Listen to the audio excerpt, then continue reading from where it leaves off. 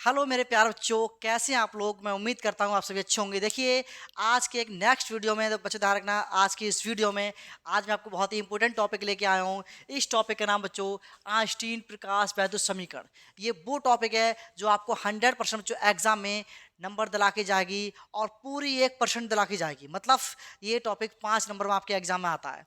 तो बच्चों, आइंस्टीन का प्रकाश वैद्युत समीकरण क्या होता है बच्चों, फिर हमने आपको पिछली वीडियो में प्रकाश वैद्युत प्रभाव समझा दिया है। उसकी लिंक मैं डिस्क्रिप्शन में डाल दूंगा, चिंता ना करें। तो देखिए, मैं इसे प्रूव करना है। ये आइंस्टीन का प्रकाश वैद्युत समीकरण होता है बच्चों। मुझे इस टॉपिक को प्रूव करना है, अब अभी प्रूव करूंगा। 100% आपको समझ में आएगा, उम्मीद के साथ कर रहा हूँ बच्चों। ये पूरा धातु है, ठीक है। उसके बारे में बात करते हैं। ये कब दिया गया था, ये कैसे दिया गया था, उसके बारे में बात करते हैं बच्चों। तो आइंस्टीन ने 1905 में बच्चों एक वैज्ञानिक थे, मैक्स प्लांक क्वांटम सिद्धांत, ठीक है। आइंस्टीन ने 1905 में मैक्स प्लांक के क्वांटम सिद्धांत के आधार पर इसकी व्याख्या की, यानी कि प्रकाश वैद्युत प्रभाव की व्याख्या करने में सफल रहे थे, ठीक है। अब बच्चों, ये मैक्स प्लांक का क्वांटम सिद्धांत क्या होता है, तो लिख लीजिए आप। मैक्स प्लांक का क्वांटम सिद्धांत का मतलब होता है कि फोटोन मतलब प्रकाश ऊर्जा जो है छोटे छोटे बंडलों के रूप में चलती है। प्रकाश ऊर्जा छोटे छोटे बंडलों के रूप में चलती है, जिसे फोटोन कहते हैं बच्चों। फोटोन की जो आवृत्ति होती है बच्चों, एचपी होती है। कितनी होती है? एचपी होती है। ये तो लैंग्वेज हो गई। अब मैं इसके डायग्राम के बारे में बात करता हूँ। तो मैंने कह दिया कि उच्च आवृत्ति मतलब बी आवृत्ति का प्रकाश, ध्यान रखना, धातु पर डाला जाता है। तो धातु के अंदर उपस्थित इलेक्ट्रॉन में से किसी एक इलेक्ट्रॉन द्वारा इस प्रकाश ऊर्जा को अवशोषित कर लिया जाता है। जैसे ही प्रकाश ऊर्जा को अवशोषित करता है, फिर क्या होता है बच्चों, ये क्या होता है कि कुछ मतलब इलेक्ट्रॉन ऊर्जा को कार्य फलन के रूप में, ठीक है। मतलब एक इलेक्ट्रॉन जो ऊर्जा को क्या करते हैं, इलेक्ट्रॉन ऊर्जा को अवशोषित करता है। फिर क्या होता है बच्चों कि फोटोन की ऊर्जा का कुछ भाग, फोटोन की ऊर्जा का कुछ भाग इलेक्ट्रॉन को बाहर निकालने में खर्च हो जाता है। मतलब इलेक्ट्रॉन बाहर निकालने में खर्च होता है ऊर्जा का भाग, उसे कहते हैं जो कार्य फलन।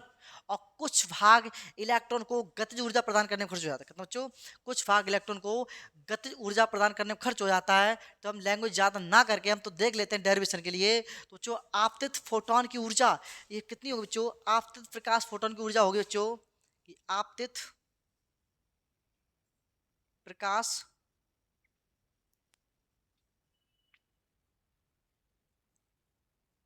फोटोन की ऊर्जा बच्चों, ये आपकी एच न्यू होती है। बट ये दो प्रकार से खर्च हो रही है। नंबर एक बच्चों कि कार्य फलन के रूप में, नंबर दो इलेक्ट्रॉन को गतिज ऊर्जा प्रदान करने में, ठीक है बच्चों। मुझे ये निकालना है, तो इसको इधर ले आइए। तो ई के बराबर एच न्यू माइनस का डब्लू। इसे चाहे समीकरण फर्स्ट मान लीजिए बच्चों। ये डब्लू जो है कार्यफलन है बच्चों। मैं बात करता हूँ कार्यफलन। देखिए, कार्यफलन जो होता है डब्लू बराबर एच न्यू नॉट होता है, या जो न्यू नॉट है कह सकते हैं, बी नॉट कह सकते हैं बच्चों। ये दहली आवृत्ति होती है। मैं लिख देता हूं, कार्यफलन की परिभाषा से। तो W बराबर बच्चों एच पी नॉट कह दो आप। ये यहां पर रख दीजिए समीकरण फर्स्ट में। समीकरण फर्स्ट में तो H कितना बच्चों? E के बराबर, E के बराबर बच्चों कितना है? एच न्यू ऐसे रहा माइनस का एच न्यू नॉट। तो E के बराबर H वहां ले लिया, न्यू माइनस माइनस का mu naught, B minus B naught कह सकते हो, ठीक है, समझने के लिए न्यू नॉट होता है ये। अब बच्चों ध्यान रखना, ये या मान लीजिए इलेक्ट्रॉन का द्रव्यमान m हो। कितना बच्चों? इलेक्ट्रॉन का द्रव्यमान m हो, तो उसका अधिकतम वेग कितना होगा बच्चों? उत्सर्जित प्रकाश इलेक्ट्रॉनों का अधिकतम वेग। यदि इलेक्ट्रॉनों का द्रव्यमान m हो, ठीक है, यदि इलेक्ट्रॉन का द्रव्यमान m हो, तब उत्सर्जित उत्सर्जित इलेक्ट्रॉन का अधिकतम वेग,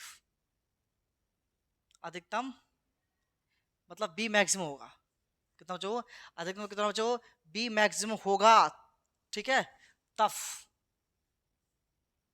हो, तफ लगा दीजिए गतिज ऊर्जा, तब गतिज ऊर्जा, तब गतिज ऊर्जा।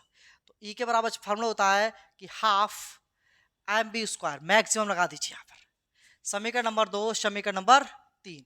मतलब इसकी वैल्यू यहाँ पर रख दीजिए, तो मैं कह दूंगा समीकरण 1 बार सॉरी समीकरण 2 बार 3 से, समीकरण 2 बार 3 से। तो यही फार्मूला बच्चों हो जाएगा, half M B square maximum बराबर एच बी माइनस का बी नॉट। तो म्यू कह लेंगे इसे, क्योंकि यहाँ पर ये दहली आवृत्ति बच्चों ये, ठीक है। तो देख लिए बच्चों, इस तरह से मैंने आज आइंस्टीन का प्रकाश विद्युत समीकरण का भी व्यंजक निकाल दिया। मैंने आज बहुत सारे क्वेश्चन कर दिए हैं, चिंता ना करें। मैंने प्रत्येक वीडियो ध्यान रखना, प्रत्येक टॉपिक की प्रत्येक वीडियो में डाल दिया है। अनसॉल्व में लगातार करा रहा हूँ, तो बस मुझसे बने रहिए। मैं आपको 100% इस बार 95 नंबर दिला के मानूंगा, तो दिला के मानूंगा। तब तक के लिए जय हिंद, मिलते हैं नेक्स्ट वीडियो में।